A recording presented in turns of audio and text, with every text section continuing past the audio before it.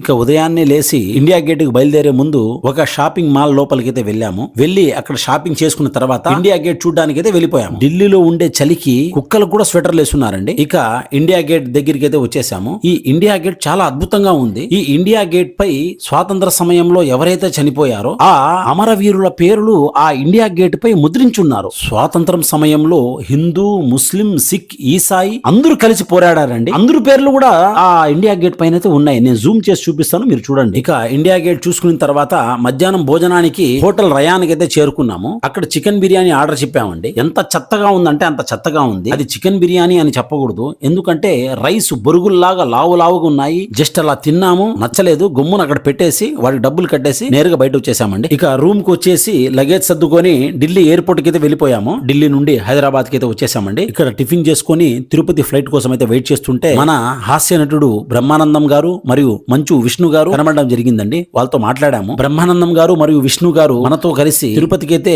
మన ఫ్లైట్ లోనే ప్రయాణం చేశారండి. నాకైతే చాలా సంతోషం వేసింది. మొత్తానికి మనం తిరుపతి ఎయిర్పోర్ట్ కి అయితే చేరుకున్నాము. ఇంకా మన పేజ్ ని ఎవరైతే ఫాలో చేసుకోలేదో ఫాలో మరియు సబ్స్క్రైబ్ చేసుకోండి. జై హింద్. మహాపుణ్యక్షేత్రమా